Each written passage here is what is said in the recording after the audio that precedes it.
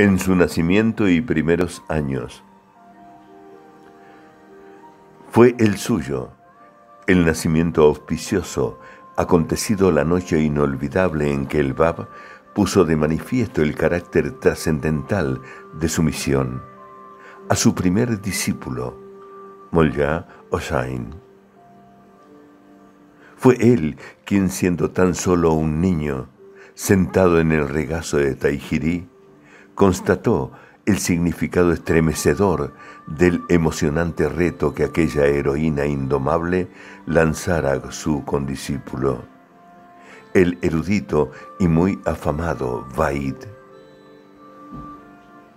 Fue su tierna alma la que quedó cauterizada al contemplar el espectáculo de un padre macilento, desgreñado y cargado de cadenas, con ocasión de la visita que, a sus 9 años de edad, realizó al Siyachal de Teherán. Fue contra él, contra quien, en su temprana infancia, mientras su padre yacía prisionero en aquella mazmorra, se dirigió la malicia de una turba de pilluelos callejeros que lo apedrearon, vilipendiaron y colmaron de burlas. Su distinción única en la infancia. A él le correspondió la suerte de compartir con su padre, poco después de su liberación de la prisión, los rigores y miserias de un destierro cruel fuera de su tierra natal, y las pruebas que culminaron en el retiro forzoso de éste a las montañas de Kurdistán. Fue él quien, en su dolor inconsolable ante la separación de un padre adorado, había confiado a Nabil, como atestigua éste en su narración, que se sintió envejecer aunque todavía no era sino un niño de tierna edad. Suya fue la distinción única de reconocer, mientras todavía se hallaba en la infancia, la gloria plena de la condición todavía no revelada de su padre, reconocimiento que le impulsó a arrojarse a sus pies e implorar espontáneamente el privilegio de dar la vida por su causa. Ya en su adolescencia, de su pluma,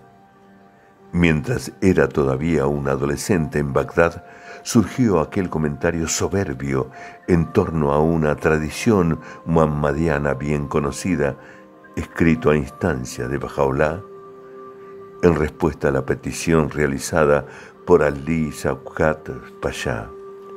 y que fue tan iluminadora como para suscitar la admiración incondicional del destinatario. En su juventud temprana, fueron sus conversaciones y discursos con los eruditos doctores con los que entabló relación en Bagdad los que suscitaron al principio la admiración general hacia su persona y conocimientos, la cual había de incrementarse ulteriormente de modo constante al irse ampliando el círculo de conocidos. Primero en Adrianópolis y después en Acá. Fue a él quien el muy dotado Khurshid Pasha, gobernador de Adrianópolis,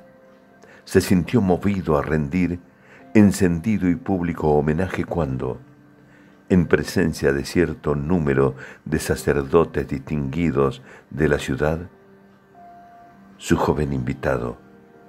resolvió de forma breve y aturdidora las complejidades de un problema que había embargado la mente de los reunidos. Un logro que afectó tan hondamente al Pashá que desde entonces apenas podía reconciliarse con la ausencia en tales reuniones de aquel joven.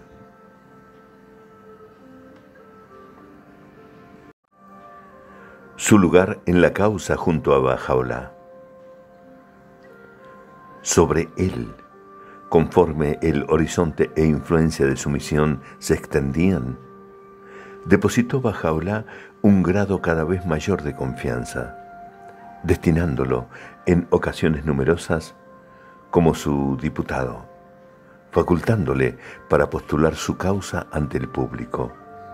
asignándole la tarea de transcribir sus tablas, permitiéndole asumir las responsabilidades de defenderle de sus enemigos e invistiéndole con la función de velar y promover los intereses de sus compañeros de exilio. A él se le encomendó la empresa. A él se le encomendó la empresa, delicada e importantísima, tan pronto como las circunstancias lo permitieron, de adquirir el lugar que habría de servir de sepultura a los restos del Bab,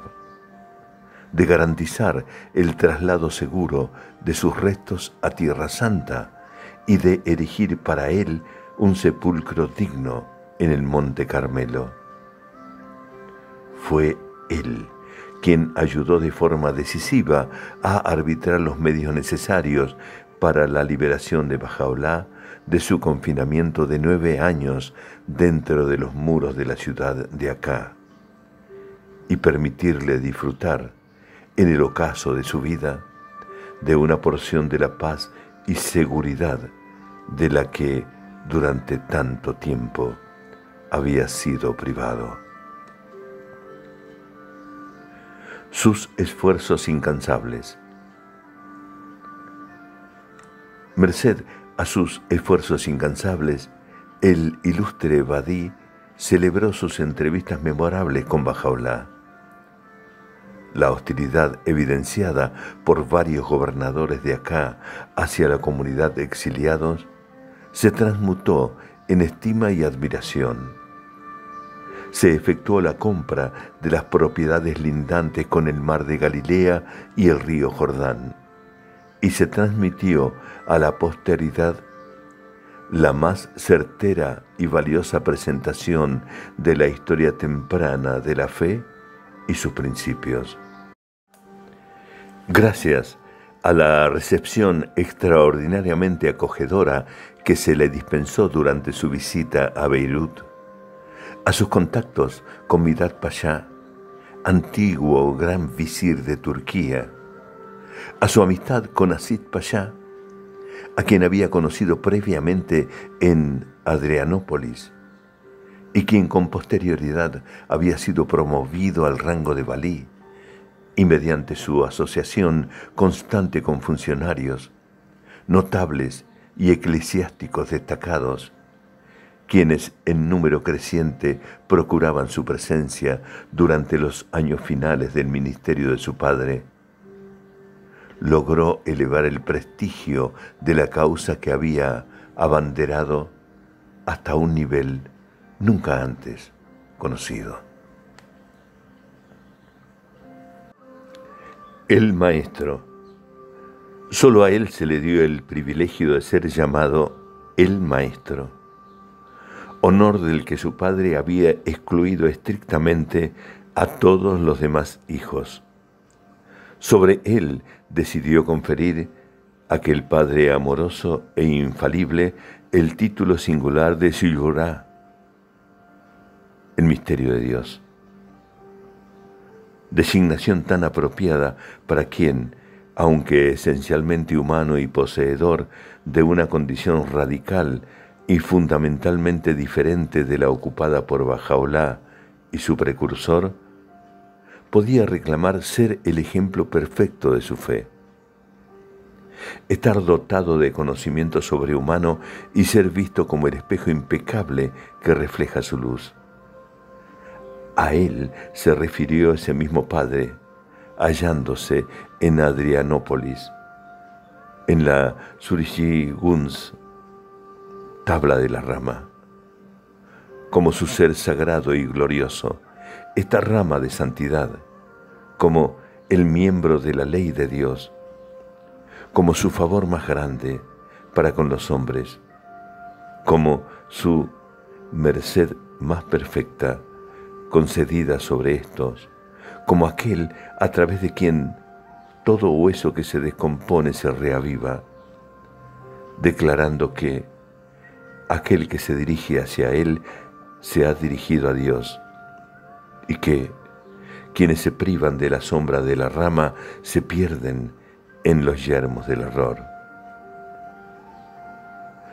Su único intérprete, a él, hallándose todavía en la ciudad, había aludido en una tabla dirigida a Ají Mohammad, a Ibrahim y Khalil, como aquel de entre sus hijos, de cuya lengua Dios hará que broten los signos de su poder, y como aquel a quien Dios ha escogido especialmente para su causa. Sobre él, en un periodo posterior, el autor del Kitab Yaqdás, en un pasaje célebre, posteriormente elucidado en el libro de Mi Alianza, había conferido la función de interpretar su sagrada escritura, proclamando que él era, al mismo tiempo, aquel a quien Dios quiso, quien ha surgido de esta antigua raíz. Con respecto a él, en una tabla revelada durante ese mismo periodo y dirigida a Mirza Muhammad Qureshi Sabzifari, se había referido como el golfo que se ha ramificado desde este océano que ha abarcado todas las cosas creadas, ordenando a sus seguidores que dirigieran sus rostros hacia él. Asimismo a él, con ocasión de su visita a Beirut, rindió su padre un encendido tributo mediante una comunicación que dictó a su amanuense, glorificándolo como aquel en torno a quien todos los nombres giran, como la rama más poderosa de Dios y como su misterio antiguo e inmutable. Un refugio para toda la humanidad. A él fue a quien en varias tablas el propio Bahá'u'lláh se dirigió como la niña de mis ojos, a quien se refirió como un escudo para cuantos están en el cielo y la tierra, un refugio para toda la humanidad y una fortaleza para quien quiera que haya creído en Dios. Y fue en su nombre, como su padre, en una oración revelada en su honor, había suplicado a Dios que lo hiciera victorioso y que ordenase para él, así como para quienes le aman, las cosas destinadas por el Todopoderoso para sus mensajeros y los fiduciarios de su revelación. Finalmente, en otra tabla quedan consignadas estas poderosas palabras: descanse la gloria de Dios sobre ti y sobre quien quiera que te sirva y se encuentre a tu alrededor. Que la desgracia, una gran desgracia, asalte a quien se te oponga y te dañe. Que el bien sea con quien jure pleitesía hacia ti. Que el fuego del tormento infernal recaiga en tu enemigo. Centro de la Alianza de Bahá'u'lláh. Y ahora, para coronar los honores, privilegios y beneficios inestimables que con abundancia creciente había derramado sobre él, su padre, durante los 40 años de ministerio en Bagdad, en Adrianópolis y acá, lo había elevado a la eminente función de centro de la Alianza de Bahá'u'lláh, convirtiéndolo en sucesor de la propia manifestación de Dios, posición que lo facultaba para impartir un empuje extraordinario a la expansión internacional de la fe, para ampliar su doctrina, derrumbar toda barrera que estorbara el paso y alumbrar y delinear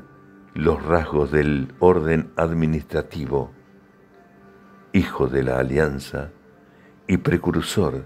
de ese orden mundial cuyo establecimiento debe señalar el advenimiento de la edad de oro de la dispensación Bahá'í.